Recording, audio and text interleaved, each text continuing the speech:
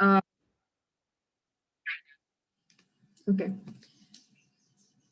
What do you think? Feeding, okay. Agriculture areas, definitely. Agriculture is one very, very large part where this is true.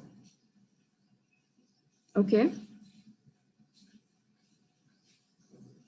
We share diseases with animals. That's very true in COVID.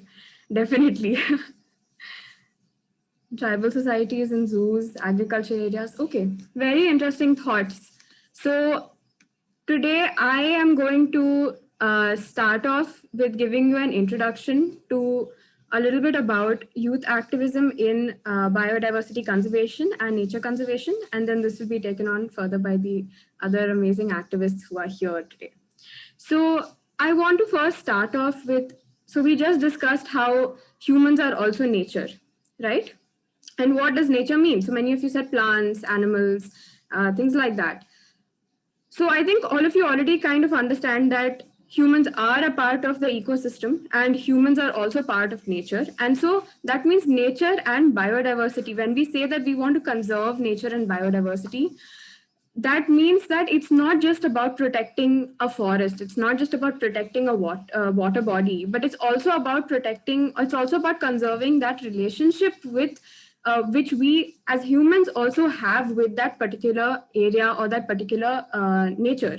So there's a lot of communities, for example, who live very closely, a lot of local livelihoods that live and interact very closely with, for example, rivers or oceans, through whether it's through fishing or through boats or through their daily livelihoods. There's a lot of Adivasi communities who are still, very closely living with in a lot of forest areas. So biodiversity and nature are not removed from humans. We are also very much a part of it. We've always been tied to nature for as long as we can remember. So even when you think about when agriculture started, we also impacted and we also changed the way that the landscapes so we also changed the way that the earth was the landscape of the earth even back then. So nature is not something that is separate from humans. Every action that we do also impacts the things around us, the things that surround us. And so if we don't operate in a separate bubble, we have to understand that humans are also very much part of environment. So when we say nature conservation, it's not just about conserving animals, it's not just about conserving forests, but you have to also look at the human aspect to it. So what happened when we started? So then why is there so much conflict, right? Why are we so worried about climate change? Why are we so worried about losing our biodiversity and losing, so much of our natural ecological spaces? A lot of it is because we, for a long time, felt that we were disconnected from it. So whatever we did, it wouldn't matter. If I build a large house, it doesn't make a difference on anyone. If I start cutting down forests and burning fossil fuels, it doesn't really make a difference because humans are separate. But this was a very disconnected way of seeing it. And when we actually start seeing that we ourselves are also part of the world, so especially now with climate, yeah, definitely. So especially now with climate change, we are seeing more and more, right? That obviously as climate change is increasing, it's also a very big threat for humans. It's not just a threat for our biodiversity, but it's also for humans, and they are extremely interlinked. I'm explaining it like this to give it a clear picture, but they are very much the same thing. So we are very much a part of environment and nature, and so we have to be very careful about that. Now, when we talk about biodiversity conservation and nature conservation, right? Someone said deforestation. And then, of course, we also have deforestation. We have a lot of destruction of, rivers, water bodies. You have a lot of destruction of forested areas. Even in your city, if you go outside, wherever you live, you might notice that, let's say, a lot of trees are being cut on the side of roads. There's a lot less birds that there used to be from before compared to now, right? There's a lot of air pollution. And all of these things impact the biodiversity in your immediate area. And of course, the impact is even more in other areas. So who gets impacted the most because of this? This is a very big question to ask. So of course, when we say we have to, we have to protect nature and biodiversity, it's also very important to understand that we are not just protecting the forest, but we have to also think about conservation in, someone said future generation. Yes. So the future generation definitely gets impacted.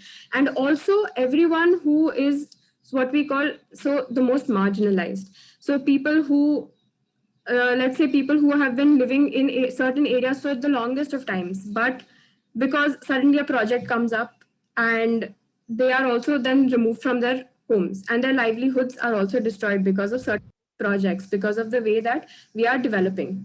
So what happens because of this is that those who are most marginalized are affected by climate change and by the loss of biodiversity and conservation, the loss of biodiversity and the loss of natural resources and ecosystems the most. And so when we actually look at solutions for biodiversity conservation, we have to look at solutions that are intersectional and are socially just. So it's not just about preserving some pristine idea of the environment or the pristine idea of ecosystems and biodiversity, but also that we have to look at solutions which also don't negatively impact local communities and the society. So it has to be socially just. And when we look at different ways that biodiversity conservation has happened, a lot of it has also led to a lot of human-animal conflicts. So when national parks are drawn up, a lot of the times there's a boundary that's drawn up, and then that leads to a lot of conflict between nearby villages or cities with the animals that are living there. And a lot of people who used to live in those areas are removed from those areas. So even when we look at policy creation with regards to conservation and biodiversity, it's very important that we look at the human aspect as well. Even when we think about conservation within city areas, so forests that are small forested areas that are within cities, or small lakes that are in cities, it's also again really important to look at the people who also live in those areas and the kind of livelihoods that are attached to those particular ecosystems and those particular areas. So for example, a lot of areas in the city have slum establishments, or what we call here basti.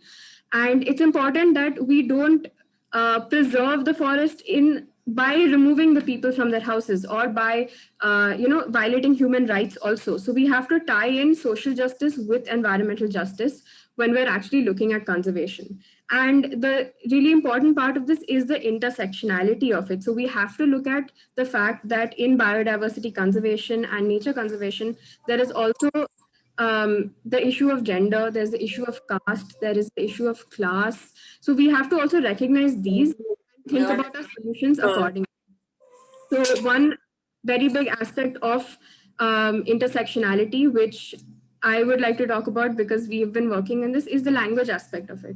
So today I know I'm talking in English, but there are many people, English is a very small percentage in India of people who actually speak English. And there is so much diversity of languages in India, and of course across the globe as well. But it's very important that when we actually talk about environmental conservation, when we talk about biodiversity conservation, we actually bring in this diversity and we make it more accessible to more people. So we have more dialogues in local languages. So something we've been doing is creating content in local languages and educational material in local languages, so that it can reach more people, it can go to more schools, and people can actually read and understand it in their own language, and then have further discussions of that particular issue in their own languages as well. So it's very important that the language aspect is brought in, because if it's not accessible, then people will still not be aware of it. So that's something that I wanted to highlight over here. The other aspect that we were working on is mobilization in colleges. So especially in a lot of youth colleges, there is a very strong sort of atmosphere of activism and mobilization. And most of the times, especially with CA and RC, we saw that a lot of people became quite active. So there is definitely that desire to be active, and there is definitely that sort of discomfort with the kind of things that are happening. We can all see it happening around, especially with COVID. It's become very, very prominent that there is definitely an issue. So college mobilization, there's usually a lot of, there's a lot of societies that work in college. There's a lot of people who are quite active, and it's really just about reaching out. And it's about talking about the issues and spending some time actually discussing the issues deeply. So not just having surface level, conversations where you talk about, okay, this is the issue because it's in news, and so we're going to do something about it, but also about understanding the deeper levels to the issue. discussing it within classes also, not just outside of classes, but even pushing professors and teachers to talk about some of these issues that are happening in classes, and then working together to actually, whether it's a campaign or whether it's through education or through art, through whatever medium it is that you're actually using to do activism.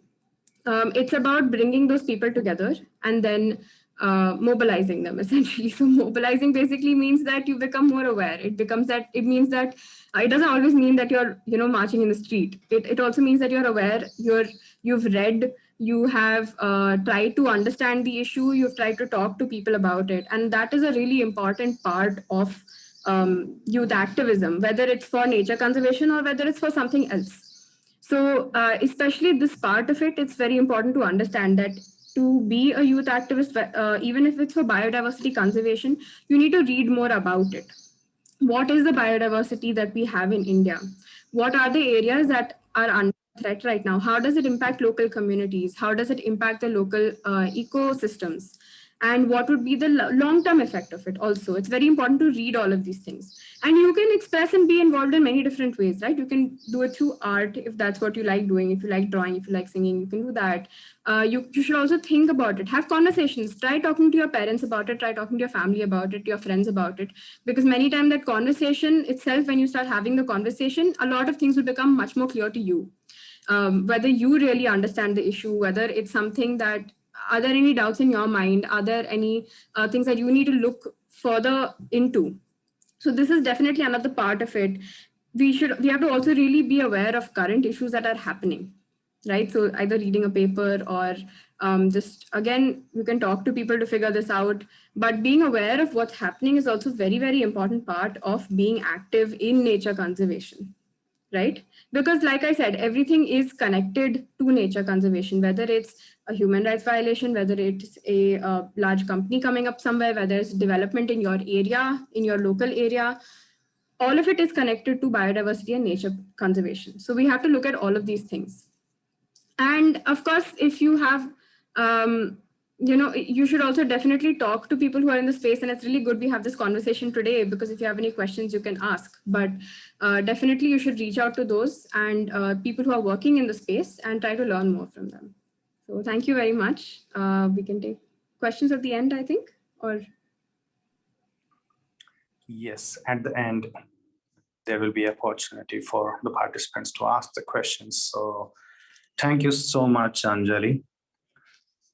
I think we all agree that it's very important to have that awareness. That's what's happening around us. We should be aware of, and having that natural conversation with people who are in this field, or just to go deeper into the intricacies of nature, is very important. So we thank you for your wonderful speech and starting the session in such a positive vibes. So let's move on with the next speaker. Our next speaker, Mr. Yash Marwa. Yash is a writer and communication strategist who visits news stories every day and tries to take them to more people. He is the co-creator of Let India Breathe, the volunteer-run environmental communications collective. He believes individual actions to serve the earth and its ecology is a tax we should all pay, and so is organizing and learning to create public pressure on elected representatives so that anti-ecological activities don't go unabated. He is a people person and loves pushing the limits when it comes to storytelling, especially about community-based solutions that are trying to mitigate the climate crisis. He believes the ecological emergency could just be the turning point in the Indian society, where a network of young environmentalists could tune the political conversations to the same importance as the Indian freedom struggle and the years of emergency. Some of the initiatives he has been part of: Profile for Peace, Save RA Movement, Withdraw EIA Notification 2020. Now I invite Yash Marwa. Hi everyone. You can unmute and say hi or just put it on comments. I really want you to say hi in your language. Hi, Bhaiya. Hello. Hi, yes. Hello. Hi. Hi, hi. Hi, sir. Hello. I hope you're all okay, rested, and taking care of yourself. Hi, Hi. Hi, Bhaiya. Hi, sir. Hi, hi, hi. Hello. Hi, Take care. Now you can comment. Okay, now I'll speak. Hi, sir. Keep saying hi. That's okay. Thanks so much for interacting. Hi, Thanks sir. so much for replying. Hello, hello, hi all. Introduction, there were many words, right? It might sound like, something very nice and something very big, something very large, things like that. I'll just say it in very tiny lines, small lines. What's happening these days with you, with me, with so many people like us, becoming more and more aware about our environment, is that we have realized that we and our environment and so many other things like our food, water, shelter are not different. We are all together, right? And like just like this hand, we're all together. And if any of this is affected, we feel that it's wrong, and we try to take action against it. It can be saving a tree, it can be saving a little pond near your home or a lake in your city, or maybe fighting for a forest. I'm there are so many people from so many different places, so I'll just take some examples like an RA forest in Mumbai, or a Dibang Valley in Arunachal, or a coastal area. It could be Lake Pulikat from Tamil Nadu, and in Goa it could be Molle, or the recent uh, uh, things, recent protests, etc., against the projects on the coast. What we've realized is that we have become better at knowing and realizing that we and the environment are not two different things. We are the same. We are a part of it. And thanks so much for bringing that up beautifully, Anjali. And nature conservation obviously does not only limit to certain kind of very good looking and gorgeous animals. It's not only about a tiger. It's not only about a polar bear, although the poor thing, the polar bear, is very badly affected.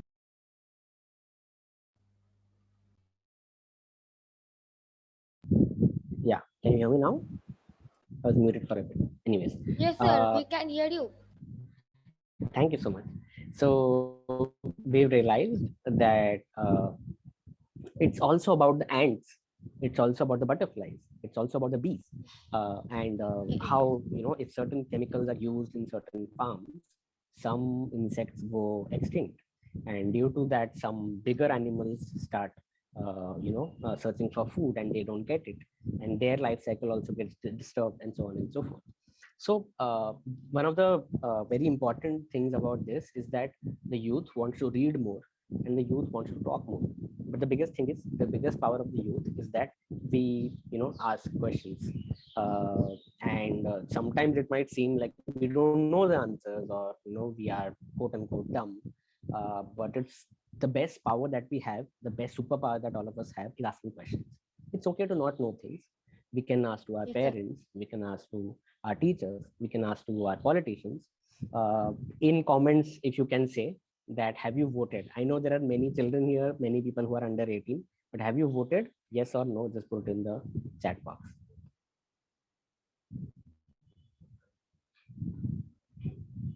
I'm waiting. Yes, yes. Okay. Yes, no, sir. All right. No, many no's. Okay, yes. Great. So do you feel that if you have not voted, you cannot ask questions to your politicians? That's not right. That's completely incorrect. Because the politicians are responsible for you, even if you cannot vote. And in fact, you and people who are under 18 who don't have the power to vote, they are yes, you are citizens too, exactly. And if not only for yourself for a selfish reason, you have to, you also do it for your family, for your parents, for your grandparents, for vulnerable people, and for the larger society. So asking questions has been very important part that the youth have been doing, and you can do it via writing a letter. You can post something on Instagram, on Twitter. I know a lot of you may not be on those social media platforms. You can just write a simple postcard. You can ask questions to your parents and so on and so forth. Like someone just asked, I think it's Sai Charan, like what is the main cause of biodiversity loss? And the main cause is greed. And because humans, as humans, we want more and more. We want to consume more. We want to quote unquote progress more. We want to earn more, and so on and so forth, and basically make more profits. And what happens because of that is that if someone wants more, it means someone will have to adjust with less, right? And it is exactly at this point that as young people, a lot of us have been trying to ask the questions that why does someone need more? And why should someone have to settle with less? In fact, in the country, there are many examples of how people are anyways, marginalized. They do not have access to the very basic services. If you look at the news around you, you will realize that so many people are not even getting hospital beds and so on and so forth. Yeah. So what's happening because of that is basically there's an inequality. Someone has a lot, someone has very less. Why is that happening? Because they are greedy, and someone who's having less is basically doing it at the cost of environment. They are they are cutting forests. Yes, sir. I shouldn't say they, because we are also, a lot of us are also part of it. So I'm saying we are cutting forests, we are taking up lakes, and we are cutting trees, and we want to make fancy forests in the desert. We want to make solar power in desert, and so many other things like that. I think what's become very nice in the last at least 5 years of what I have seen in terms of activism is that the youth have realized that we have the power to question. And if you see I was a integral part of the Sevare movement, which was from Bombay. And what happened there was basically there's a big forest chunk, okay, and at the end of that forest, there's a tiny another chunk of forest inside which we wanted to make a place where you can park the metro. So the trains have to stay somewhere, right? For washing Yes, and sir. for servicing, etc., etc. So that place was going to be built inside a forest area. Many people from the entire city came up to fight about it, but the youth does not necessarily mean that they have to file cases in court or go and do a protest outside a politician's house, although we did, a lot of us did that also. Initially, obviously, the youth just came and visited the place. That is also activism. Activism does not always mean you have to protest, although that's one of the best ways of doing it, but does not mean everyone has to do it and everyone can do it, right? Because some people may not have the time. Some people have to work more than 10 hours, 15 hours. Some people live far away from a certain place. There are so many of these things involved. Some people have school, some people have college, some people have jobs that, if they go and protest, someone will take their job away. Things like that happen. So activism doesn't mean you always have to protest. But what slowly started happening, people started visiting that place more. And when people started visiting that place more, they started taking more photographs. They started capturing more and more biodiversity there. They contacted, their biologists or conservationist friends and asked them, hey, what is this butterfly? Or hey, what is this monkey? Hey, I saw a leopard cub. And someone said, hey, that's not a leopard cub, that's a feral cat. So when people start visiting the places more and asking more questions, knowing more about it, talking more about it, basically you become an activist because you are active, and because of that there are no conversations about it. So yeah, that was just one tiny example of what happened in the RA situation, but that is now happening across the country. Sherry will tell you how that happened in Goa. So many young people did so many different things to make their voice heard. And host, please let me know whenever my time gets over. I might just go on talking. But yeah, that happened in Arunachal also, in a very, very nice, lush forest. There's going to be built a dam to basically create electricity. Who needs that electricity? No one knows. And what is the cost of those trees, of thousands of trees? No one has calculated. Why? Because they never cared. So the youth started asking these questions about, hey, tell me one thing. Is that electricity more important, or is the services that the the trees or the forest or the lakes or the rivers or the birds and so many others dependent on the biodiversity is that more important. So as I've been saying again and again, activism is about asking questions. And as Anjali said, you need not ask them only to the politicians or only to, your elders. You can also ask among yourself, because at one point, your own friends and even yourself, you will have questions about if we want to progress, we should, give up one part of nature. But that's not always a solution. And there comes the other side of activism, where a lot of people do solution based activism, and that does not mean that they are not against something, but they maybe have the access or the brains or the will to build something new.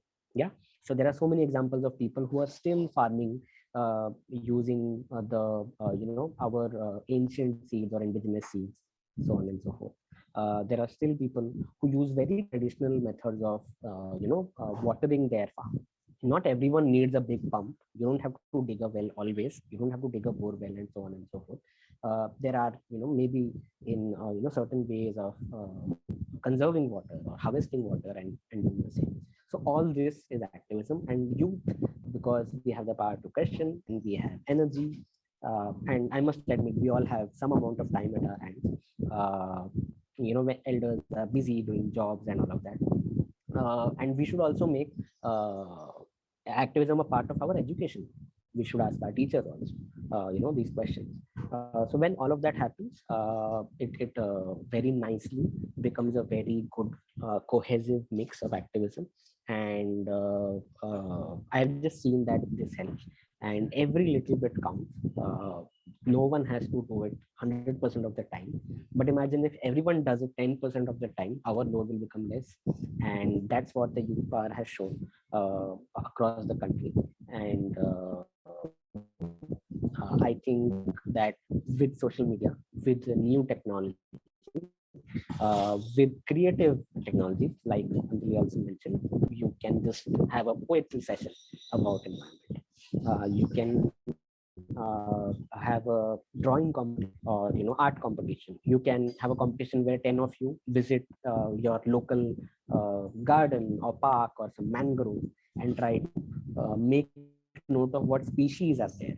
And maybe over 5 years you map, have they become less, have they become better, and so on and so forth. So there are many such things that people have been doing across the country, and this is only growing. And one very important part is we should not feel that this is my initiative or that is my initiative, or this is something I will do, so I will only do this. Because you have a certain expertise, or maybe 10 more people, or 10 people in a certain area, you should also promote other people's activities. How flowers, they pollinate and cross pollinate. Similarly, activism also means that we all also pollinate or cross pollinate. We should promote others initiatives by so many other people, beautiful gorgeous people, and their activities in our geographies, within our family, and so on and so forth. We can help translate, because some people may not have access to English language. Big deal, doesn't matter. So many of our local languages, indigenous languages, have so much knowledge about environment and activism and so many other things. So you can do these tiny things and help each other. And it's very important to do, because it's very simple. If you do 100% of the work, you will get tired. If you take more people's help, you will also have some free time. You will also have some free time to do something more, something new. Resting is also important. Always fighting 100% of the time doesn't mean you're an activist. Rest is also activism, because as I told you that if you work, someone wants this much growth, right? And someone is here, and if this person only keeps working, that basically also means less opportunities for someone else, right? So resting is an activism, because it tells you that you don't have to consume 100% of the time. So there are many such things. I just hope I made sense, and I will stop right here, and I'll wait for your questions. Thank you so much for patiently listening.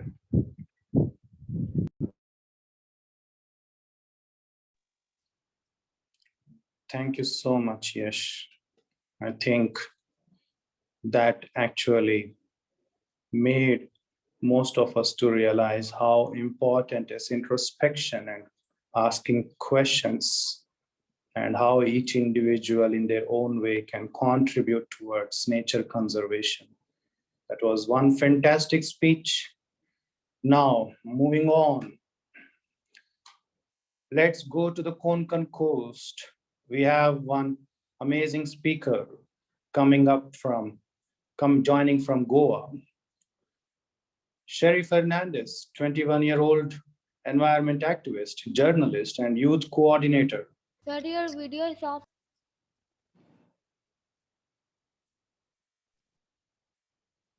Sorry.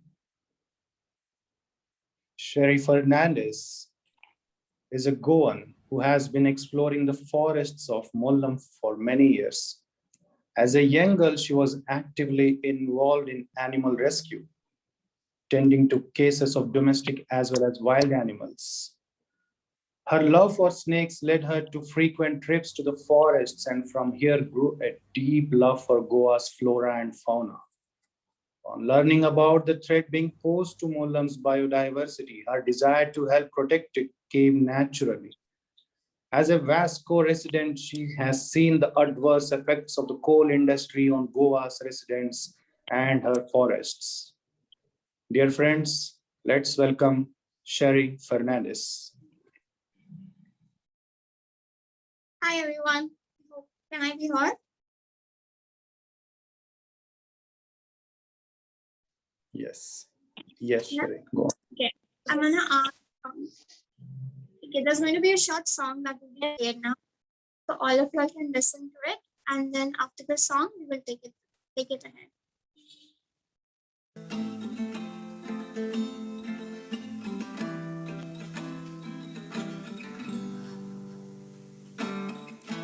While we're being precautious of the pandemic at hand,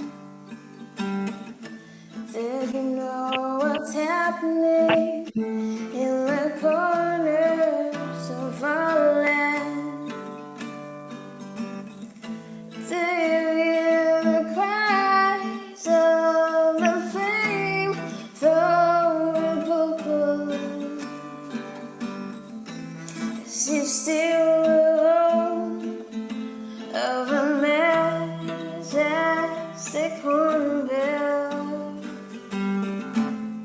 This biodiversity is not your commodity. It's not something you can replace. Oh, so many bees, don't let them cut up trees. It's not ours to take away. We will let it stay. Let's save our moment before it's too late.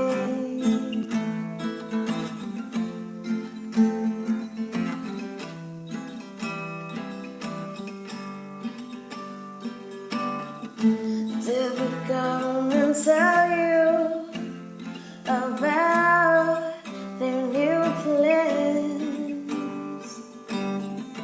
How they plan destruction on our fertile lands?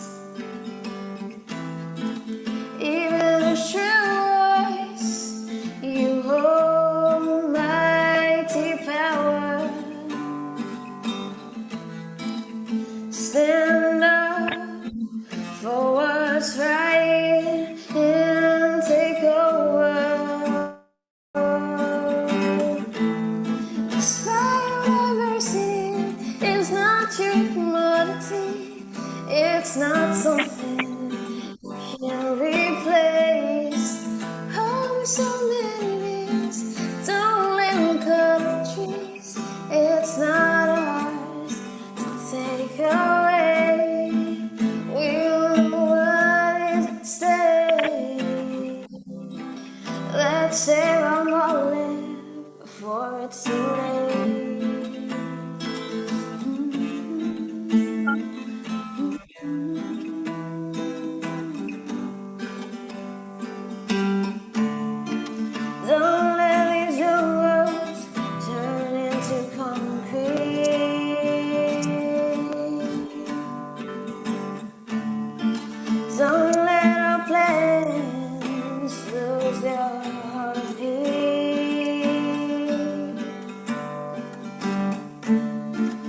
Sun burns, flying the clear blue skies.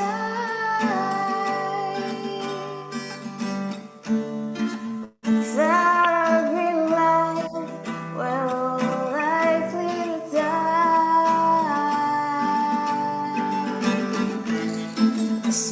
Biodiversity is not your commodity.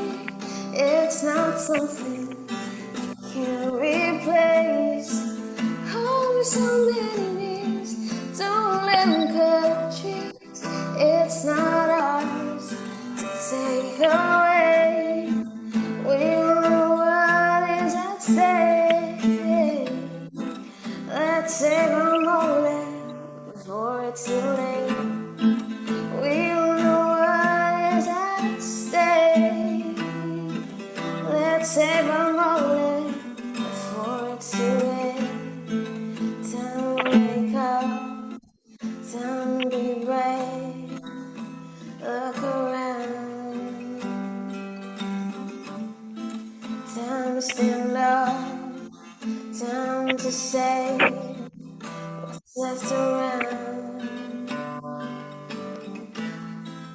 We all know what is at stake. Let's save our moment before it's too late.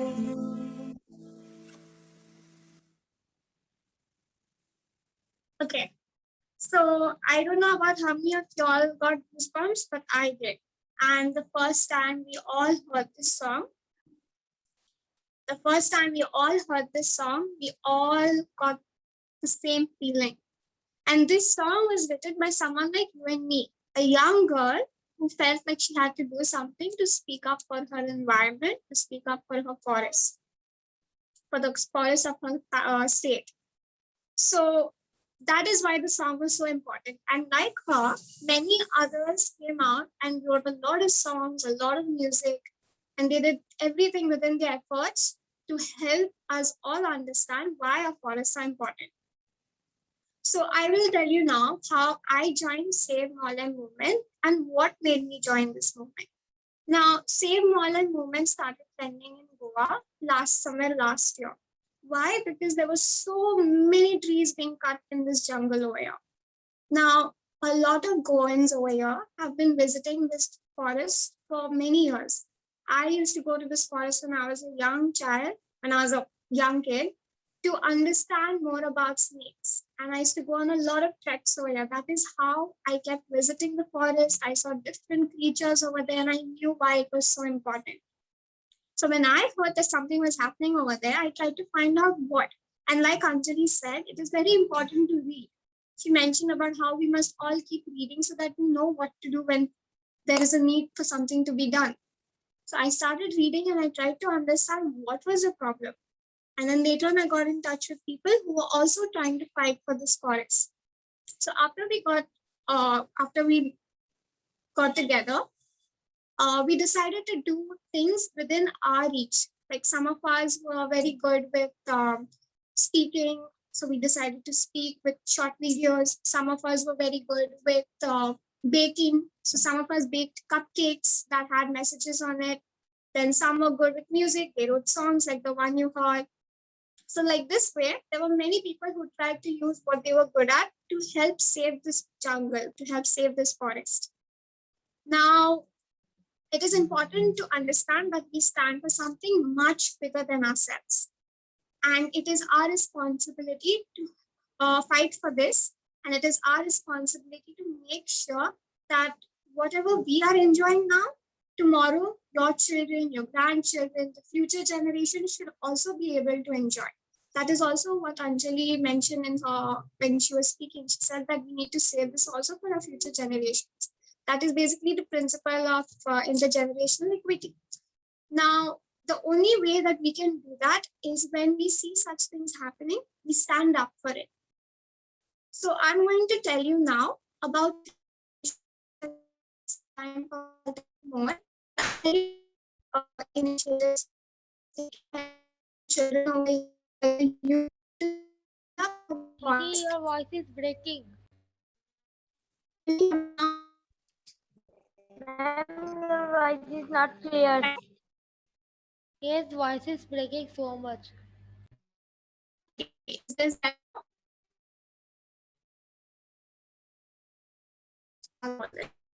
Can you hear me? Didi, Your voice is breaking. Oh no.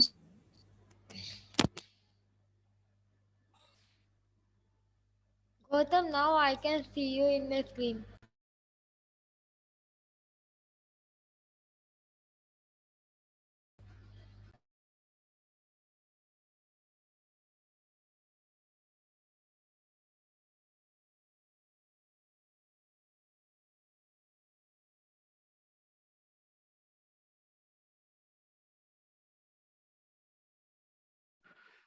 Well,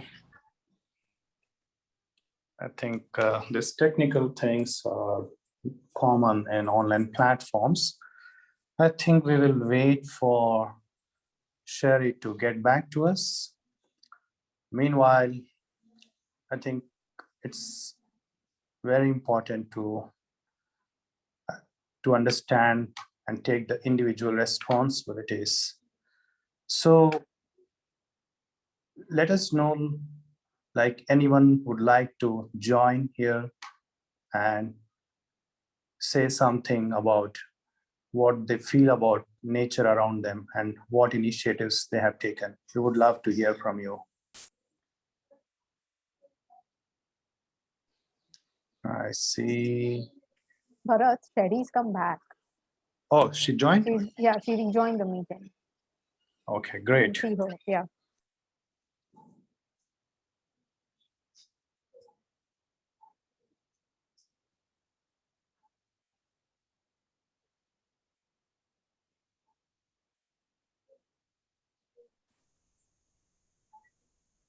Can you hear me now? No, Didi. Okay. Cyclone. Since the cyclone happened, we are still struggling with the internet. Is this better? Is anything better? Okay. Can you hear me now? No, Didi. Yes, ma'am. Yes, teacher. Yes, Didi, we can hear. Is this better? It's a little better, yes. Yes, teacher. It's a little better, yeah. Okay, I'll continue then. Okay. I'm really sorry about it. Since the cyclone took place over here, a lot of these places in Goa still don't have proper internet. But okay, so to continue, I'm going to tell you about initiatives a lot of youth in Goa took to help save their forests, to help save their moorland, just like this girl did in her video, in her song when we heard it at the beginning. So the first, Rima, if you could please share the screen.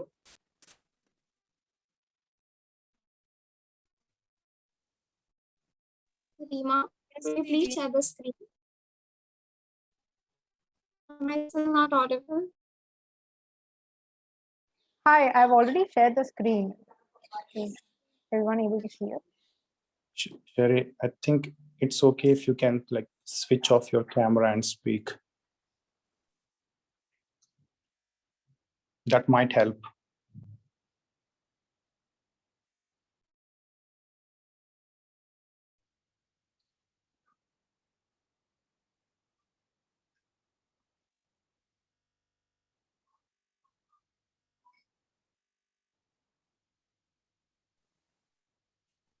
Okay. Might be heard now. I'm so sorry. Hello. Yes, Sherry, go on. Yeah. Okay, I'm so sorry about that again. Okay, so I'll wait until Rima shares the screen. Until then, I'll tell you about a few initiatives. So how many of you all over here like to sing, like to dance, like to write, like to act? I'm sure some of you all have a lot of hobbies over here. You can type it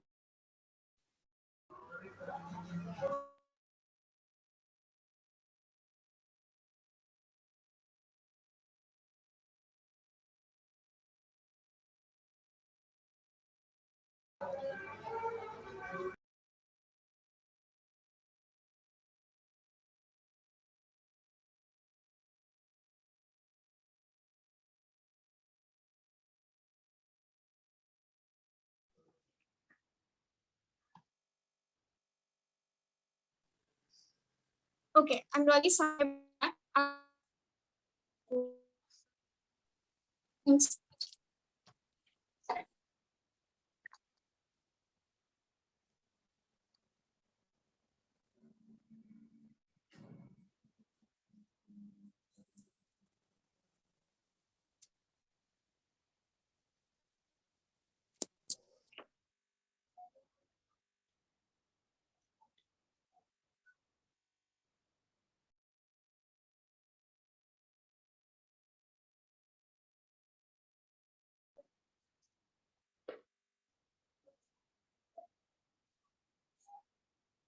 Sherry, I think your voice got freezed. Okay, I'm so sorry, but is this better now? I try to change networks. Yes, Didi, now it's just clear. Okay, phew. Okay, thank you so much. And I'm so sorry about this.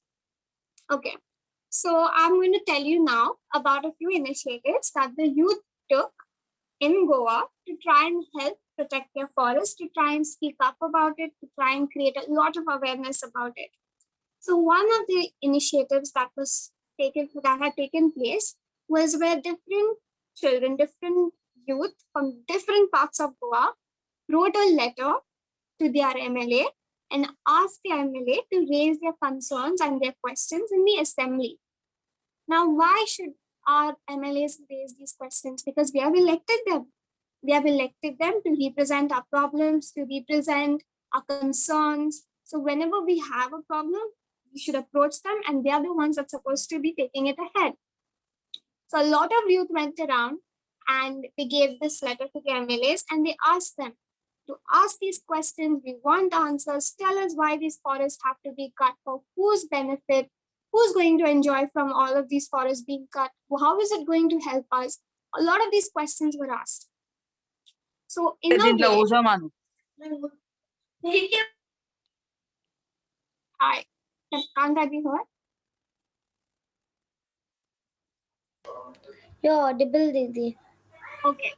So like I was saying, all of this forced our representatives, forced our MLAs to ask these questions because a lot of pressure came onto them. Now, another initiative that had taken place was where a lot of people started dancing. Now you will say, how can dancing help protect our forests, right? But that is exactly what the children and the youth in Goa did. They started dancing and this is the image where they started dancing. There was a huge flash mob. So whenever there was any gatherings taking place, any awareness session, suddenly a lot of children would come there and they would start dancing the Jerusalem song. And with their message, they would speak and say that we want some action to be taken. We want to know why our forests are being cut. And we don't want them to be, basically don't want these developments if they're not going to help us, if they're not going to help our environment, if they're not going to be sustainable. Because even like Anjali said, in the end, nature is me, you, it is the entire environment around us. So that is why these children started dancing. Now, many of them were great dancers, and that is what they did for a lot of gatherings, which also got a lot of attention. Because when a pandemic is going on, suddenly children are dancing on the road, makes people wonder, right? So that is one other initiative that we had taken, which was very fruitful.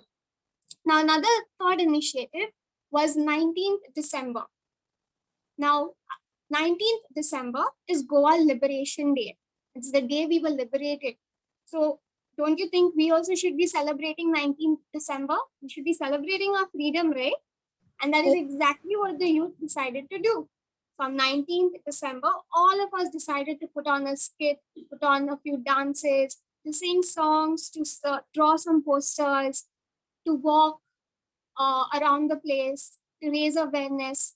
And that is why everyone was gathering to celebrate Liberation Day in Panjim, which is the capital city of Goa. Now, during that time, while everyone was headed to Panjim, suddenly all of them were stopped by the police. Why were they stopped?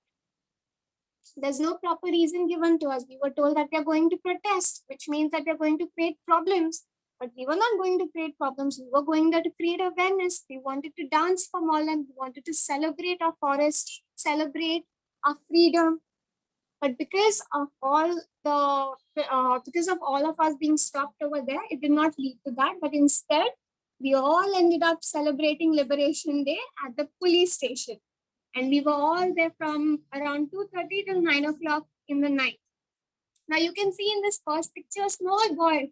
He's crying over here. He's of your age. I mean, many of you all will be. Can you hear me? Yes, Didi, we can hear you. Now this boy in the first picture, you can see him crying. Many of y'all are of his age.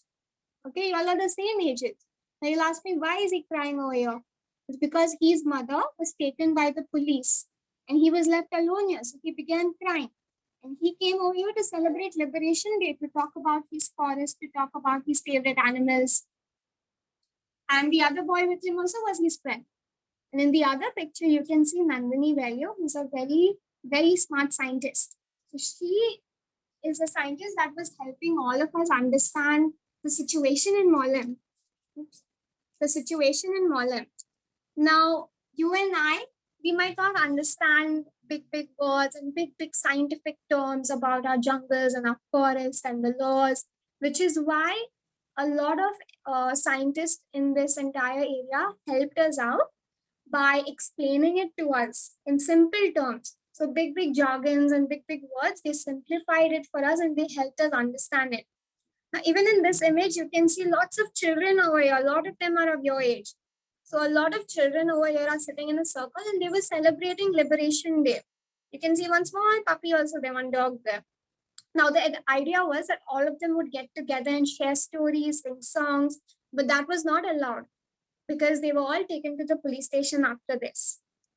So this was another initiative.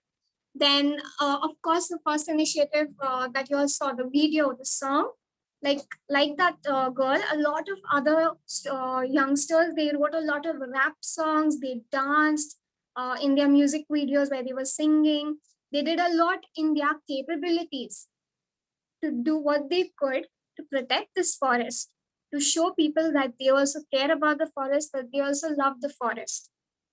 So these were some of the initiatives that they had taken.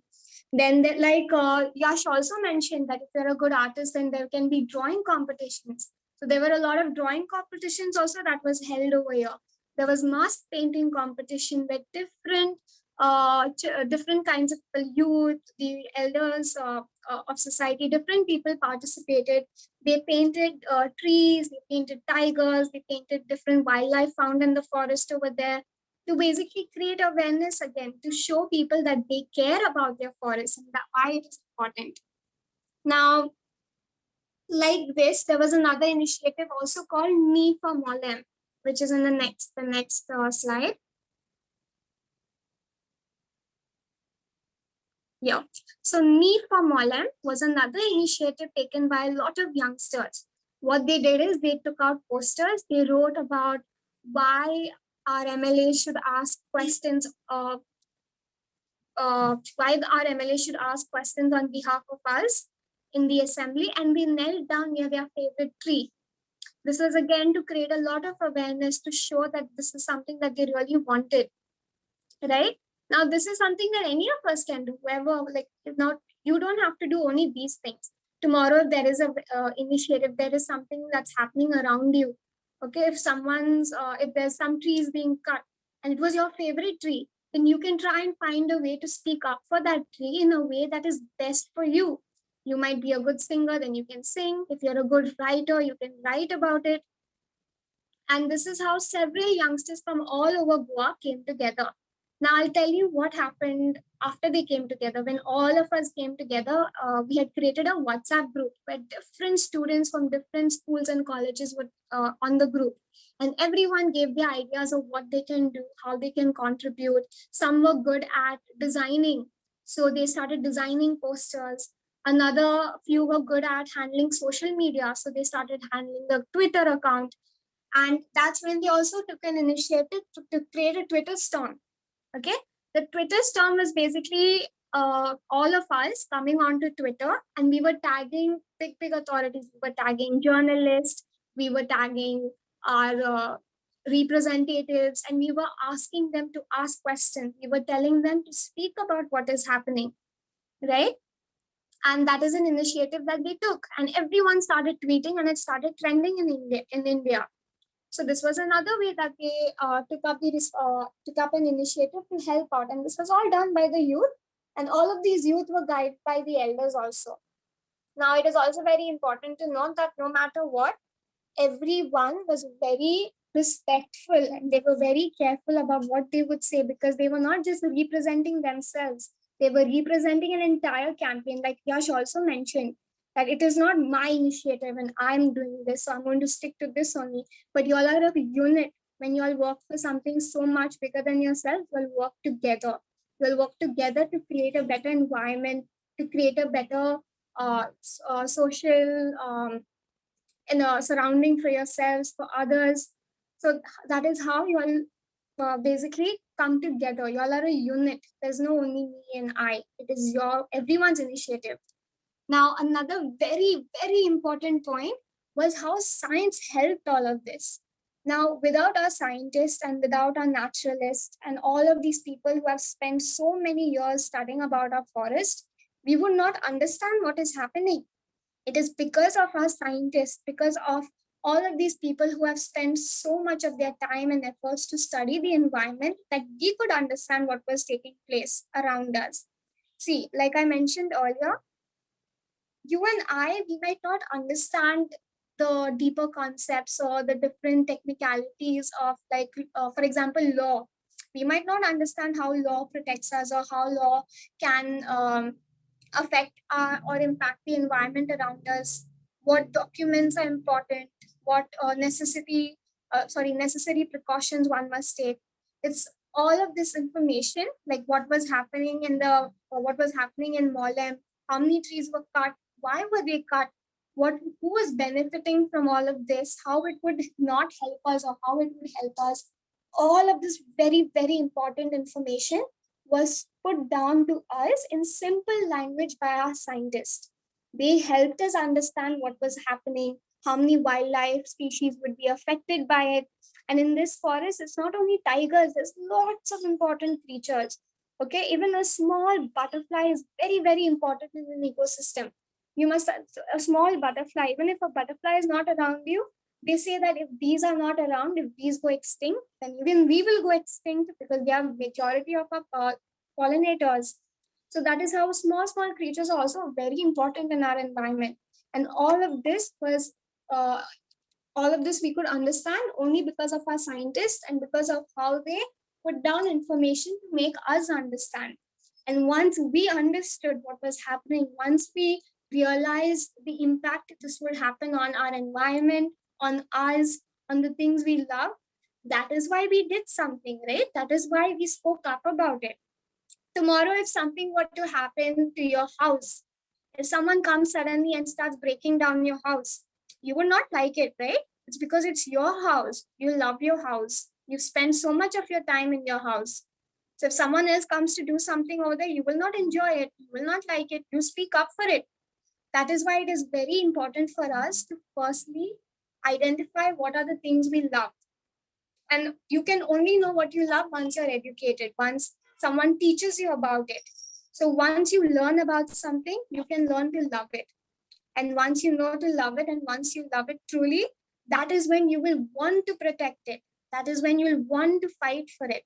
So many of us that spoke from Molem over here, so many youth, children of your ages, they were young children, small children of around even 6 years old came for the protest, where they wanted to raise awareness.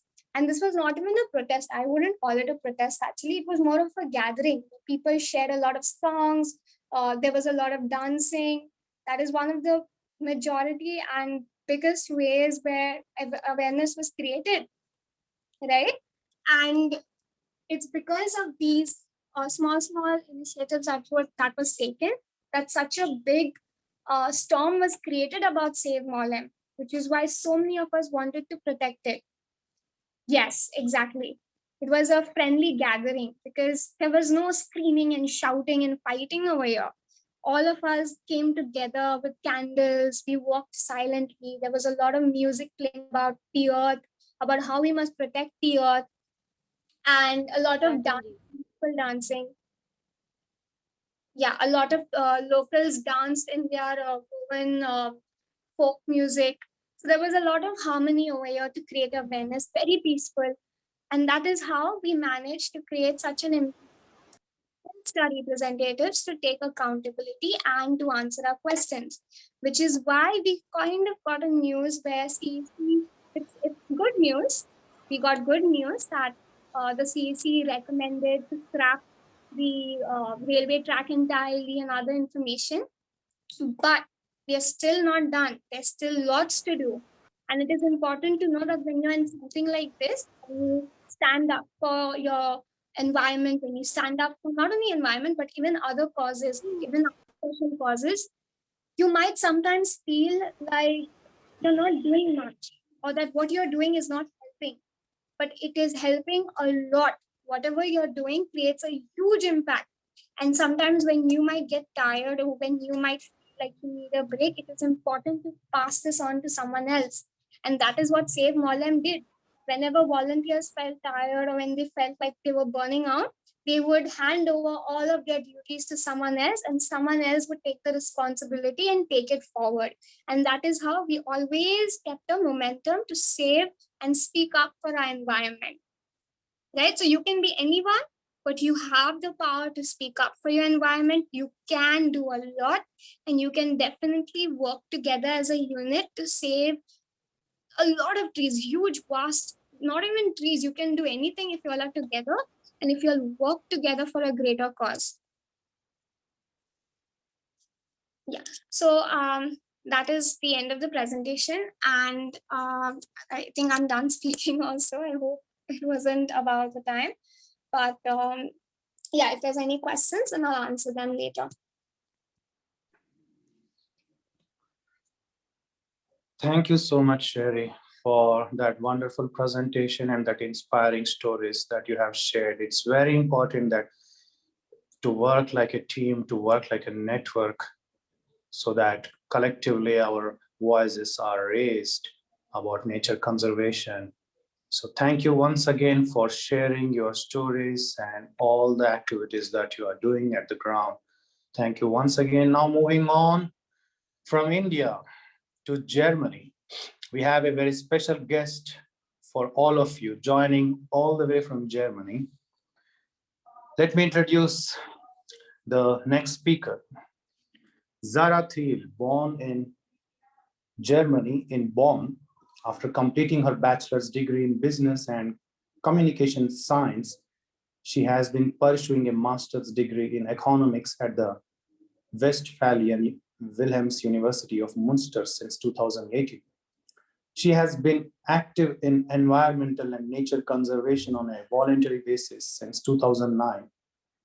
Zara has launched her own nature conservation projects and has been involved in various youth congresses on biodiversity and sustainability. As a youth delegate, she took part in the 2016 UN conference on the Convention on Biological Diversity in Cancun, Mexico. At the national level, she is currently active as a member of the Biodiversity and International Affairs Working Group of the Nature Conservation Youth. Since 2014, she has been the youth ambassador for the UN Decade of Biodiversity. I welcome Zara. Thanks a lot, Bauer. I'm impressed that you collected all that information. And also hello to all of you. Thanks for joining today. It's a great pleasure to join you. I hope that you're not too tired right now. I know it's like evening in India. In Germany, it's still afternoon, like around 4 p.m. right now. So today I'd like to share, well, maybe some insights about youth activism and the role of young people in nature conservation right here in Germany. So maybe before I get started, you could again use the chat box just to state, which forms of activism you have come across in India, or simply your country or a region. So how do young people get involved? Are there some, personal actions that you've already experienced or concrete projects? maybe just, yeah, let me know in the chat box.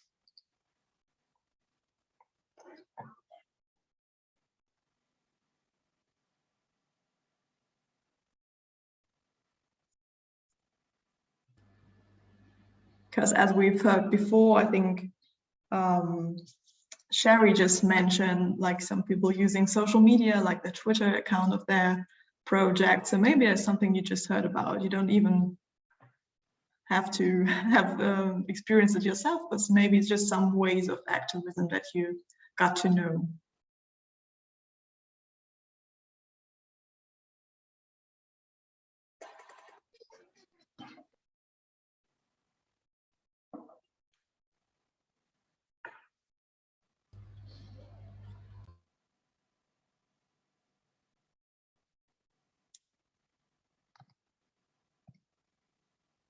Oh yes, awareness programs at a local level.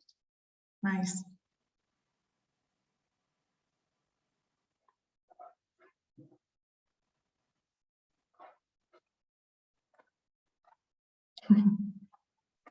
So cool. I will already start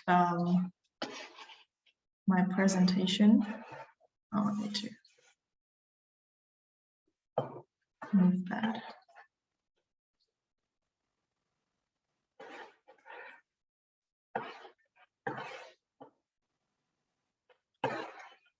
Sorry, I just needed to change the screen. Okay, now it should work.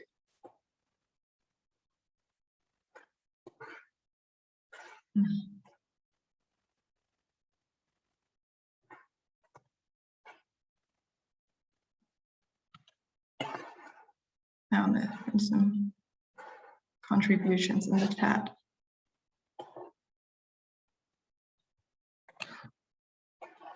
Okay, Google, conducting awareness rallies for conservation of biodiversity. That's great.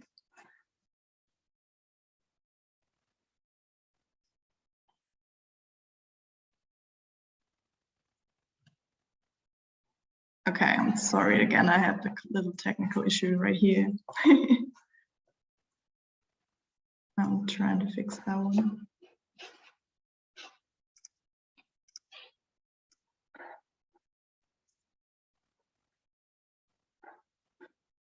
Okay.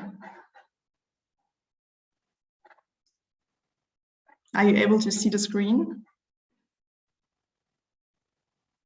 Yes, ma'am. Yes, ma'am. Perfect. Yes, Didi. Perfect, thank you. Okay, so let's get started right away. So as I said, I'd also like to touch upon, ways of youth action in Germany, starting to just give a very brief overview. And I think there are a lot of overlaps to forms of youth engagement in India. To make it a bit more concrete, I'd also like to give you some examples of experiences I made and lessons I learned here in Germany concerning, youth engagement on different levels, starting on local level, like in my home village, up to an international level at the United Nations Conference. And after that, I'd like to just summarize some basic lessons learned that you might find useful. At least I hope so. Okay, so let's start right away. We already heard a lot about some of these, possibilities to get involved for young people by the other speakers. So one, basic way is just to join a non-governmental organization or a local club. There are a lot of student initiatives, both in schools or at universities in Germany, that deal with topics of sustainability or nature conservation. By talking about youth movements, I mean something like the Fridays for Future movements that you probably also came across. There are even some people founding their own little projects on a local scale or a larger scale even. And we already heard about the option to use social media, like also your own social media. Okay.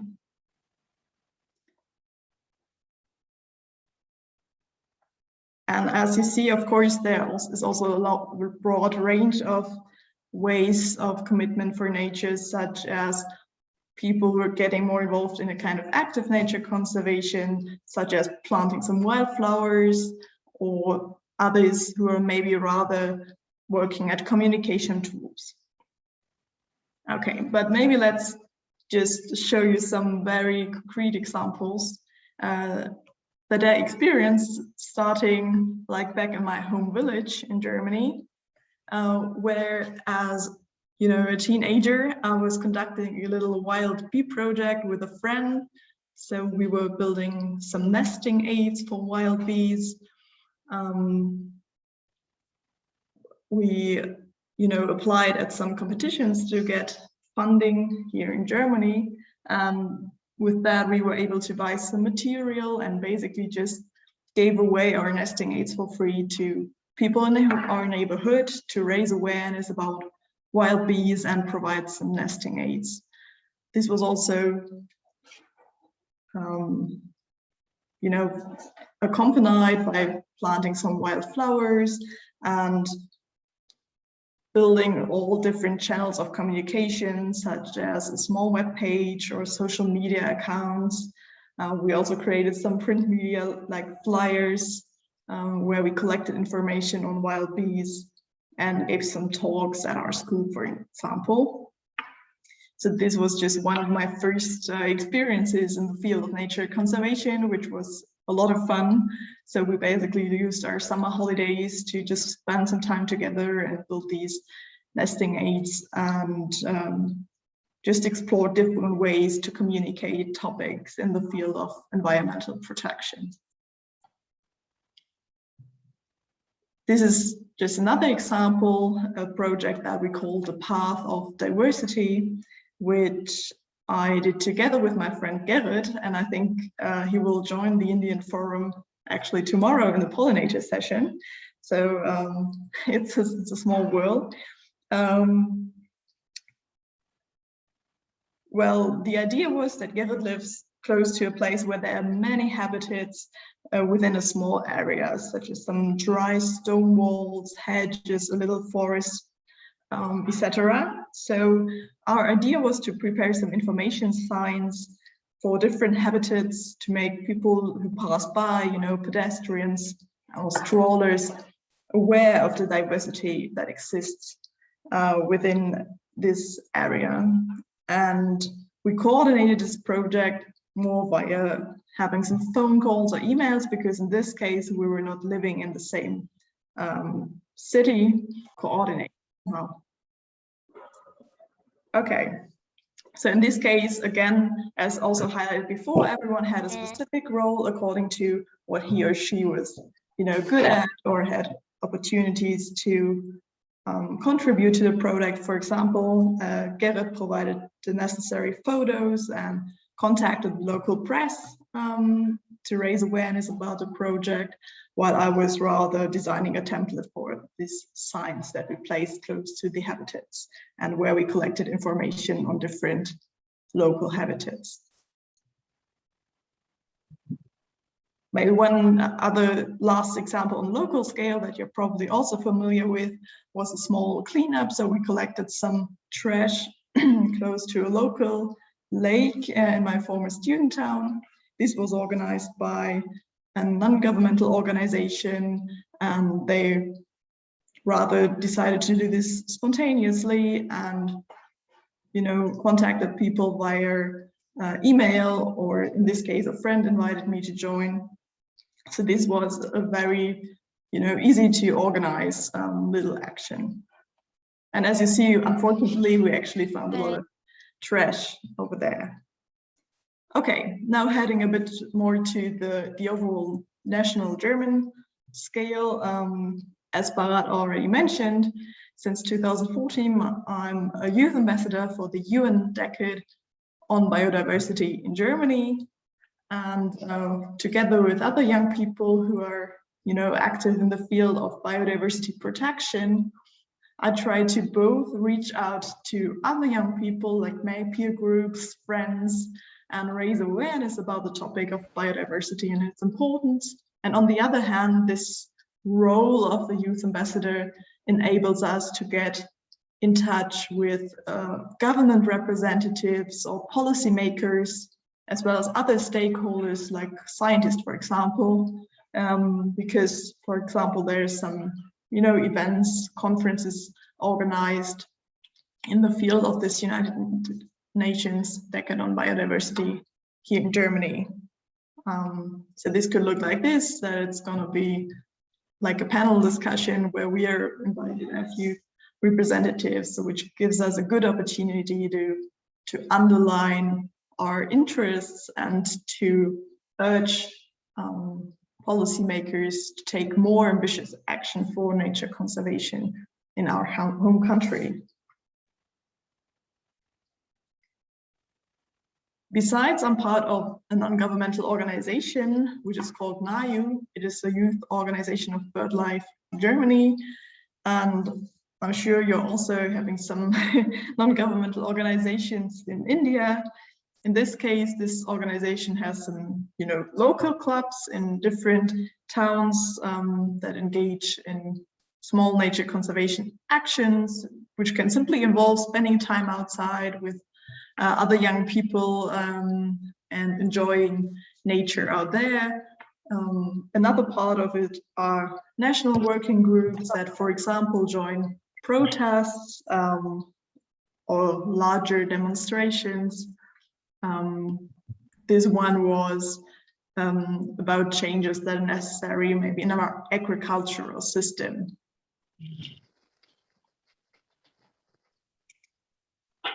Besides, there have been some youth congresses or conferences in Germany where a lot of young people who are interested in sustainability topics were able to get together. This was organized by an environmental foundation and supported with funds by the Environmental Ministry here in Germany. And, these conferences are always a very nice opportunity to meet like-minded people and form coalitions to conduct some projects, for example.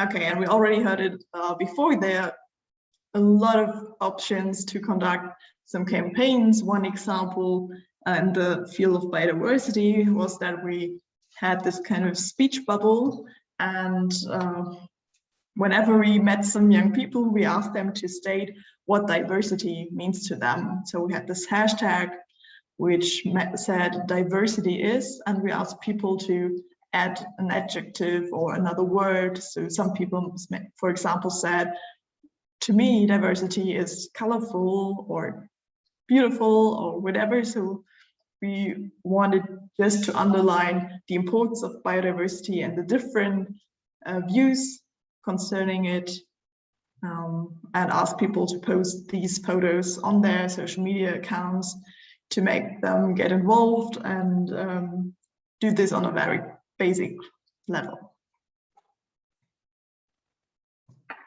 Okay, so we already reached the very last level that I'd like to revisit today, which is the international one. So as Ballard mentioned as well, there is a German youth delegation to the United Nations Conference on Biological Diversity.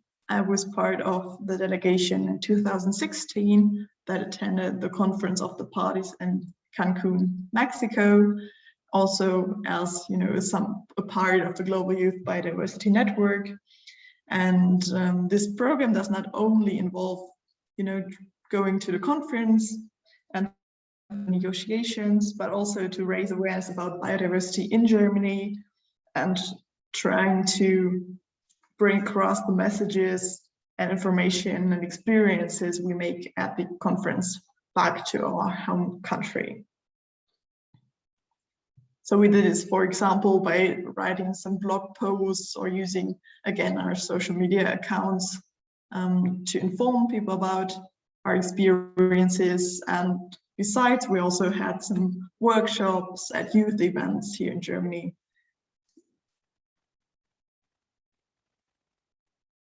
Okay, so as I promised, I try to sum up some of the lessons I learned And a very important one is to form alliances. So you're not alone out there. You can always try to find people who are, you know, fellow project partners or just want to engage in the same issues that you're interested in. And you can just be brave and always contact persons that could potentially help you. And you really don't have nothing to lose. So sometimes one may have a lot of respect regarding other scientists or policymakers. But the worst thing that can happen to you is that they can say, oh, I'm sorry, I can't help you this time. So you should always try and reach out to other people and to act jointly this way. And as I said before, every little action can make a huge difference. So it's also fine to start small and have a look, maybe just at your front door, what's happening there, and if there's change that you want to bring across. And always stay curious, because you can always broaden the view you have and ask questions to your friends and family. And lastly, which is maybe a more technical issue, is that projects have always been the most successful once one became a little manager. So you can all become like small managers of your own action. For example, by setting some concrete targets, what do you want to achieve, until when, give clear tasks to everyone so everyone knows his or her role within the project you're conducting. Even if it's just a small one, and also think about maybe ways to communicate. So for example, when we had a huge national-wide community project, we maybe used an online tool where we could, you know, if you look in the internet, there are free like online management tools that you can use to have like a platform to communicate and to define how often you want to have a Zoom call or a phone chat, whatever. While with my friend, we just met each other basically in school, so we didn't have to define this schedule that concretely. But it makes sense to think about these aspects as well, and just make these aspects concrete. Okay, perfect. So I think that I'm also at the end. Thanks a lot for your attention. Sorry for the little technical disturbance in the beginning. And yeah, I'm looking forward to your questions if there are any. Thanks again, Barat, for the invitation.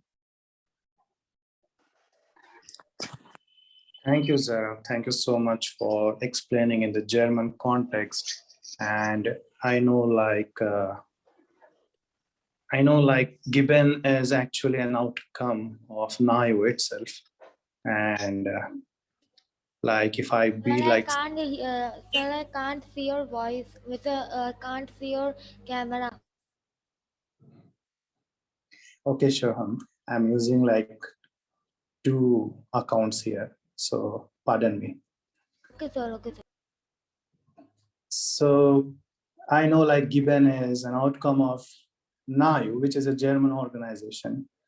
And most of the things that we get today, like the youth empowerment and creating this network, is also coming from German government support. So we are always thankful for that. I think it's really fantastic. You explained in the German context. I remember in 2019 when all the German youth did that amazing campaign regarding the agricultural policies and other things. So it was really fantastic to see. So we value your time, Zara. Thank you so much for joining here and explaining. And hopefully we could learn and take away something from here. And now I just like to move on to the next agenda, that is panel discussion. I request my colleague and friend Rima to take over the session. Thank you, Bharat. Yeah, hi. Thank you very much, Bharat, for that wonderful moderation. And thank you to all the speakers for sharing your experience and your experience with us. We are actually going to open up for questions. If you all have any questions, maybe you all can raise hands and ask us, and possibly ask your questions. However, Sherry still has a network issue and she's not able to join the session right now. So we have Yash, Anjali, and Zara. Does anyone have any questions?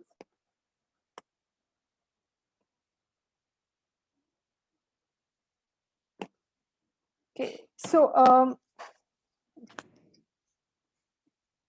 to begin with, I mean, I wanted to ask Yash or Anjali, if anyone would like to join some of your initiatives, how can they join the initiatives?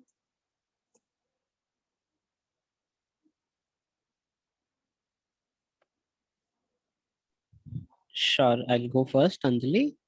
Sure. Go ahead. I'll go after you. I'll not go on video now because right now I'm away from my Wi-Fi. But yeah, I can drop the volunteer form here, but frankly, you need not really be a part of our initiative per se. You can always mail us. You can tell us what you do or what you want to do, or you can just inform us that, hey, this is a problem here. Can we figure it out together? Maybe we already know someone in your area who's doing brilliant work. So yeah, I mean, that's about it. So I think Shruti did drop our website, but I'll also drop the email ID. I think that's more comfortable. And for people who are on different social media channels, we can drop that also. But email is the best, frankly, because it's always good to know more about the different things that you all are doing. So it need not only be for joining us per se, but also telling us about what you are doing. We are always excited to know more. Thanks for that. Thank you, Yash. Just to add to Yash, I think Yash covered it pretty well. And just to add to that, if any of you like writing or like drawing, art, music, anything like that, you can also get in touch and we can definitely, help, spread whatever you've made, whatever your sort of expressions are. We can definitely give that, try to find a platform for that as well and engage with that. So if you've written something about something that's happening in your area or drawn something, you can definitely send that also. And the other thing is to add on, so you can, like, once you get in touch, we can also help you start, like, talk. How do you start a conversation? How do you actually start talking to your friends? Or if you're in school, college, whatever, if you have some club, you can also join a club in your school if you have anything, or in your college. So that is also another great way to not necessarily join what we are doing, but also join the entire movement. So yeah. Thank you, Anjali. Rupa has a question. Rupa, would you like to ask the question yourself?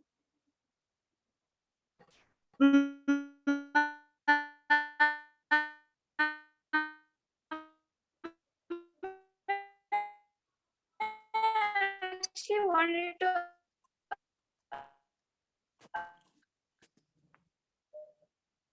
There was freeze.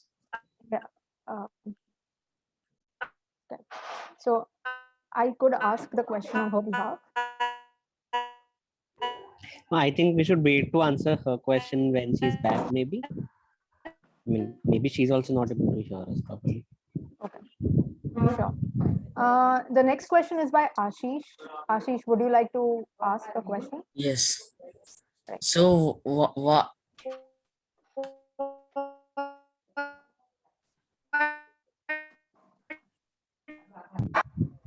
Ashish, I think you can go ahead. Yes. Yeah.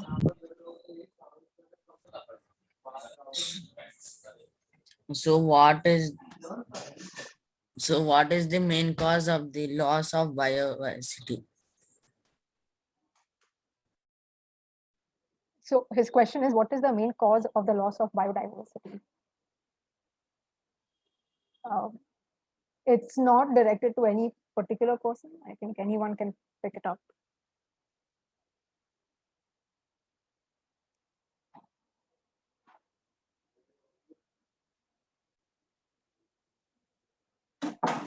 Okay, I think we're just both waiting, but frankly, Zara, you can also pitch in, but I would also like to know more from the GYBN team. Yeah, Anjali, you want to go? I mean, I think it's a very big question actually you've asked. It's a short question, but a very, very large question. And I don't think I can do justice to it from one answer. I think it takes time to unpack something like this. What is the biggest cause for loss of biodiversity? It's a lot of different things. It's, I think, to put it in simple terms, one definitely the kind of systems that we have. So whether it's social structures, economic structures, all of these different, so the different structures that we have in our society, the different ways that we live, interact, all of these are very much part of it. I think it's also a lot to do with how, I mean, there's a large shift in a lot of us moving to cities. There's a large shift in terms of globalization has also impacted it a lot. There's also our economic system. So, I mean, there's a lot of things, and I don't think I can give you one particular answer for it. But I think definitely we can start addressing it through small things like, that's not small at all actually, but like education, right? And so I think we can start the changes through things like that and actually work up that way and address this issue. Thank you. Does someone from the GU team or Zara? No, I agree with you. There are a lot of reasons or threats to biodiversity loss. So just to name a few, there are land use patterns. For example, in Germany, the way we are currently conducting our agriculture is not very friendly because there's a lot of habitat destruction and, you know, landscape separation. So habitats for animals and also plant cultures are somehow, you know, torn apart. You already mentioned pollution in the beginning when Bharat was having this PAPS. I already had some good intuitions as I saw. But as Anjali said, the number of reasons is big, but it's a very good question and it's actually the right one to focus on because we need to know what are the reasons for biodiversity loss so that we can fight it. Thank you, Zara, for that wonderful explanation. Angelina has another question. Angelina, would you like to unmute and ask? Yes, actually, my question is, like related to my prior asked question, but sometimes in our country, people are afraid to speak up, but it's our law, right? So sometimes as we hear the cases that the government doesn't let people speak, as you know, today our speaker, she told us that the police arrested them for the government has this very wrong idea if some people go out on the streets to protest. So what can we do to change that perspective of our government? If people are coming out on the streets, they're going to wreak some havoc. How to change that perspective of the government?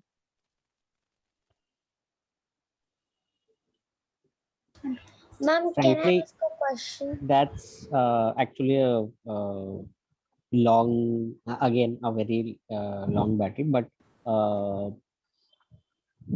the thing is that the way our economy functions right now, the political parties depend on corporates to get their money. And if they don't get money, they can't do advertisements and, you know, so on and so forth. They cannot do a lot of other things that they want to do, like mobilization or going or having rallies and transportation and so many other things. So they depend a lot on corporates. And when that happens, the corporates ultimately depend on them to allow a certain kind of damages and so on and so forth. And when we end up speaking up or asking questions or going to the street, ultimately the profits that the corporates are supposed to make, that become low, right? Because each day that we protest will cost them something. And although those profits are also out of our own taxes and our own environment and so on and so forth, but that happens. Because of which the government thinks, okay, great, we will have to stop this, because if that money goes down, our funding will also go down. And it's cycle. I wish I could do this via diagram, live diagram, and show you guys, but I just hope it was clear. And of course, it's a very simplistic explanation. There is much more depth to it. The past social structures are also like, the reason why this has happened. But yeah. Can I just add to that briefly? I just wanted to also say that I don't know necessarily if this is also going to change anytime soon, in the sense that I think this sort of lashback that we're getting from authorities is something that's been happening for a while. And so it might seem sometimes that activism is something that's scary to get into because of it, because you don't really know where it's going to go. And I think that's why it's important to remember that you can get into it in many different ways. You don't have to just protest on the street. That's not the only way to get involved, and you can express your opinion and your what you want to stand up for in many different ways. And I think the smallest of, not so smallest in the sense that it seems the most personal, but it's not at all small in terms of impact.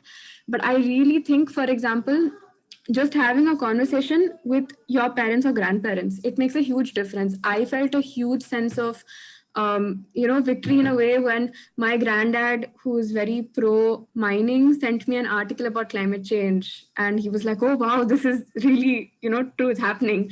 So even small conversations like this, you don't have to necessarily say something against like some big thing that's happening. If you're not comfortable, start with these kind of things and you can build up from there. And it's more, if it spreads in society, the more people that stand up, also it's more difficult for the authorities to push back against people who are standing up. So the more that we can talk amongst ourselves, the stronger this need for our own rights and survival gets. Thank you, Anjali. Zara, would you like to add, something from the perspective of Germany in your country? I think that this is maybe actually an aspect where I see a difference like between India and Germany, but in general, I absolutely agree with Anjali that there's so many ways to get involved, and that actually just reaching out to your friends, your family, and talking about the issues or just asking questions can already change a lot. And if it's just the conversation you're having on a festive day or something, so people actually, you're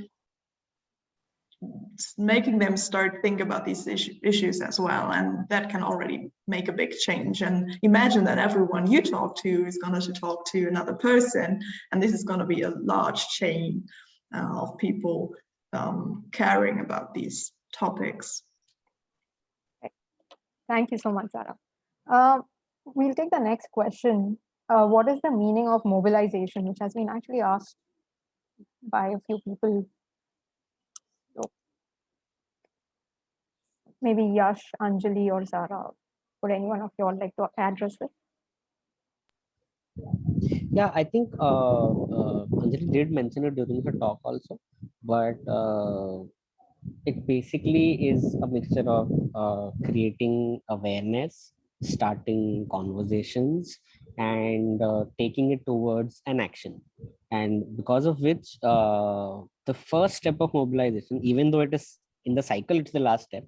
The first step is to understand what the action is going to be.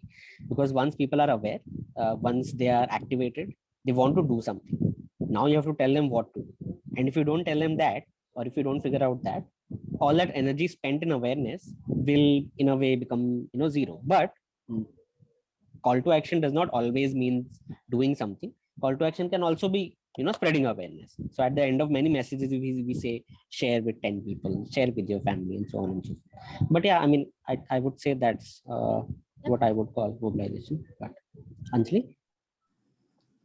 I think you've covered it quite well. I just want to add one small thing, which is that at least in a large part of Indian society, mobilization or activism is from a very not in necessarily always the best light. And mobilization is also sometimes seen as, some sort of call to, I don't know, some really large action and stuff like that. But as Yash said, it's not always that, right? Mobilization is also just awareness and being an active citizen, essentially, and knowing what's happening around you. So I think Yash covered it pretty well, though. All right, thank you. So there is one more question, and Priyansh won't be able to read it, so I'll just read it out on his behalf. How can activism be continued in the pandemic times when we aren't allowed to step out? Are there any ways to contribute in such a situation, the present one? How can we expect the scenario to be in post-pandemic times?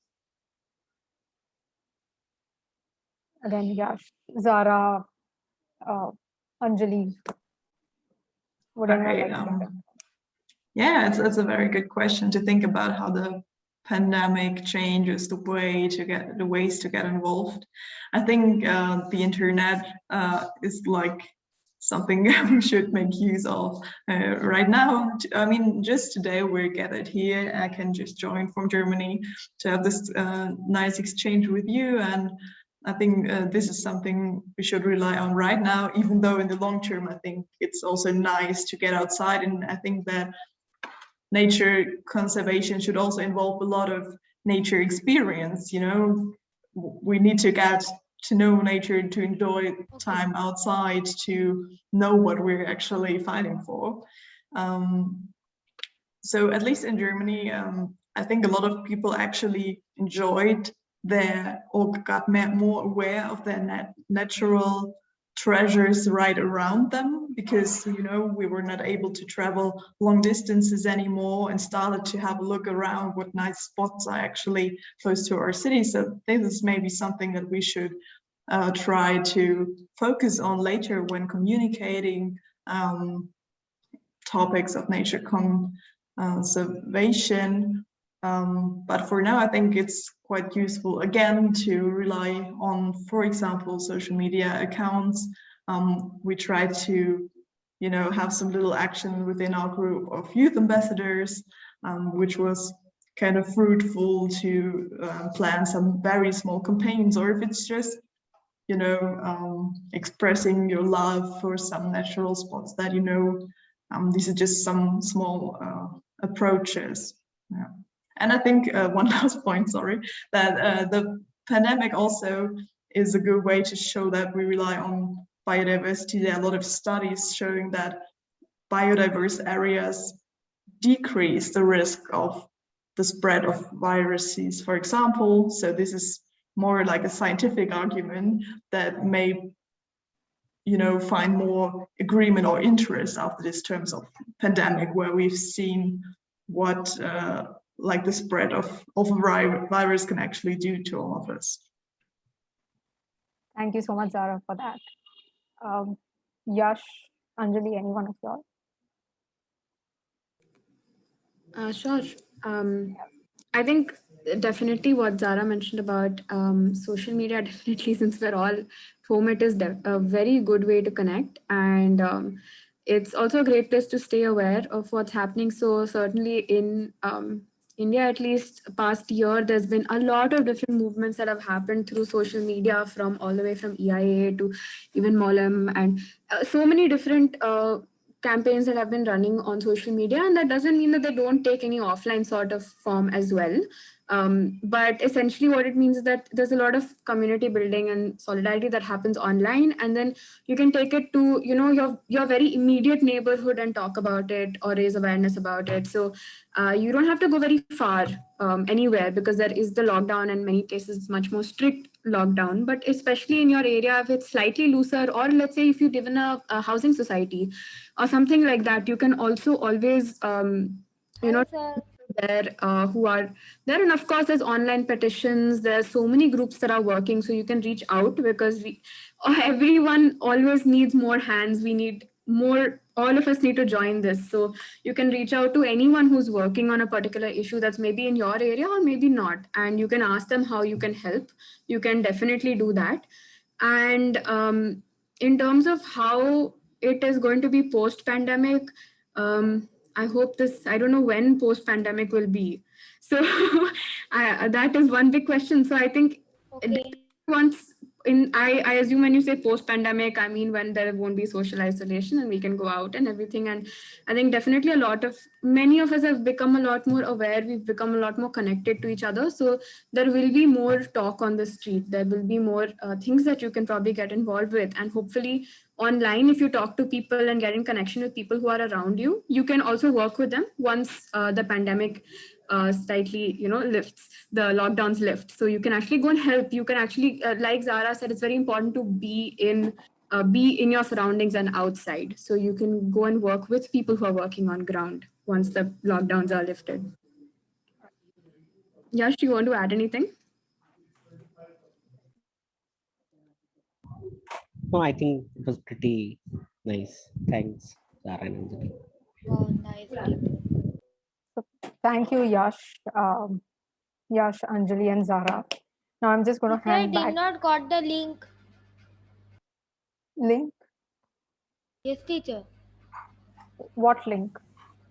In the chat So box. I kindly request you to mute yourself, or else we just kind of remove you because you have been disturbing us.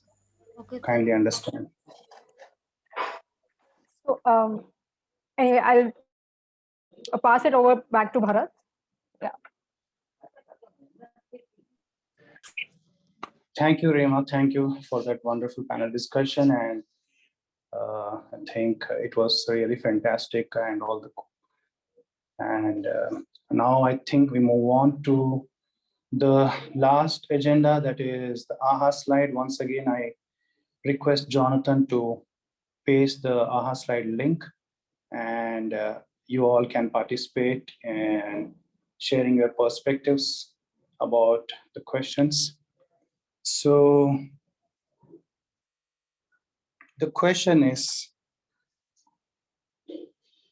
what are the critical steps to take now to mitigate biodiversity loss and climate change collectively?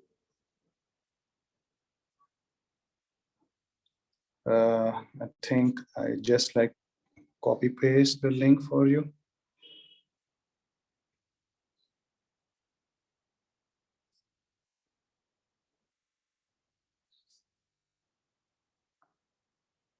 Yeah, I think you can just reach out to the government. Yes, which is very important.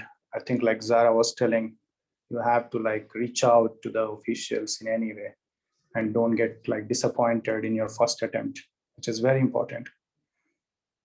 Letting them know is very important. That's a very good point. Yeah, any more responses? Yes, I see.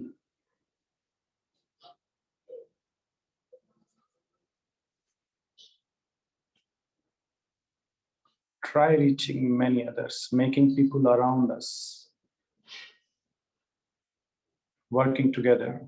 Yeah, that's very important. That's why we are here together. Awareness and work, everyone participation. Yes. Reach the representatives, internet to make awareness, plant a tree. Great. I see more responses coming. Recognizing rights of indigenous communities. Peaceful protest. Yes, I agree. Start with small actions. Become leadership. Okay. Counter rallies, conduct rallies. I see more responses coming. Yes, it's just educate and aware people.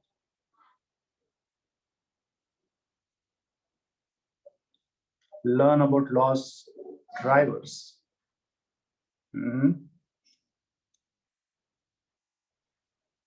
Yeah, you see how collectively we can reach out in different ways. You all having all your opinions in your own way, collectively, many things we can do. The screen itself is telling us that what steps we can take collectively. So yes, I think, yeah, I agree. Government don't fulfill promise, then we have to take collective actions But I would also say that we cannot rely everything on government. So this is a collective action. It's everyone's responsibility. So I will go to my next question. That is, what action plans you as an individual would like to take to mitigate these effects, whether climate change or biodiversity loss, what you would like to do as an individual? Let's see, I'm getting so many responses, 23 out of, maybe I think I have to, yeah, to aware more people. Yeah, but that's the first thing that every person would like to do. Aware people, start learning the facts. Okay, I think that's important before you take the actions. Shut bad products. Yeah, I think we need to make that list, even in our daily lives. What are those bad products? Join nature programs. Cool. Yes, I agree. For any beginner, that's the first step. More responses. Plant more trees. Great. Reduce, reuse, recycle. Talk to friends and family. Yeah, I think that's what our speakers were telling. Have a casual interaction. Learn about things around us. Start working yourself. Efforts adjusted socially. Upcycling. I see more responses coming. Yeah, I think we got response.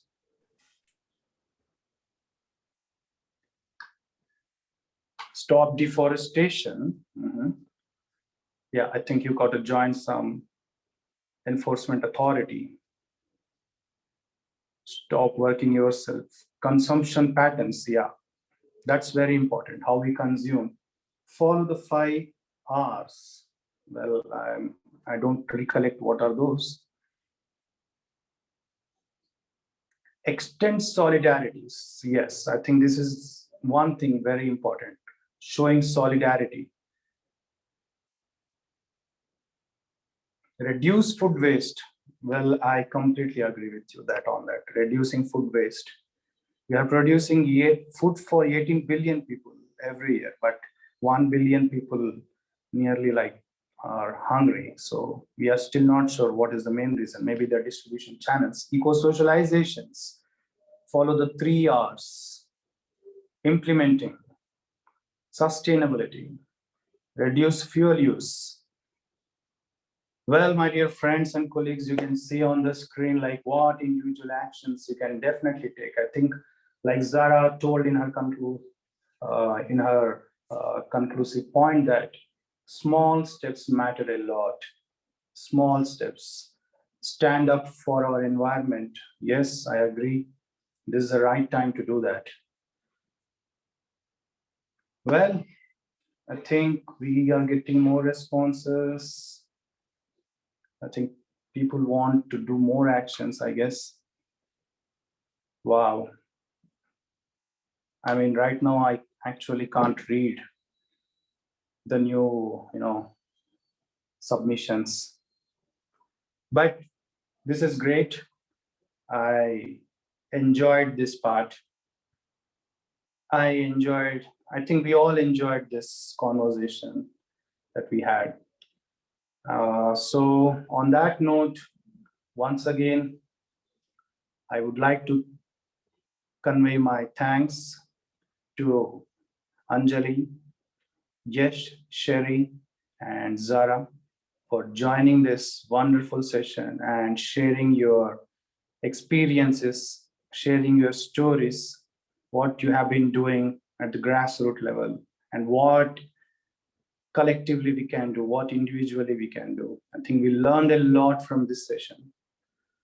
This session is being recorded and it will be available in YouTube. We will share the link to all of you. And I request my colleague Shruti to send the attendance form, feedback form.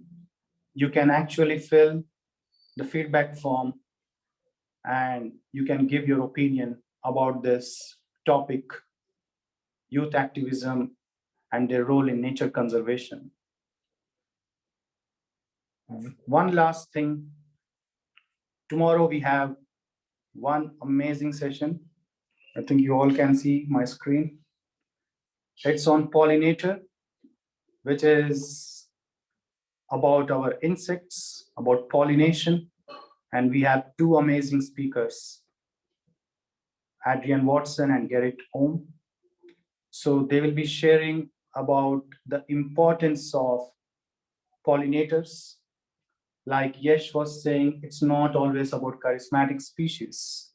We have to look around those small, tiny flying organisms around us, hovering around us and creating magic that we might not know what kind of magic they do. So thank you everyone for joining this session. I will see you again tomorrow. So you all have great time over there. Thank you so much.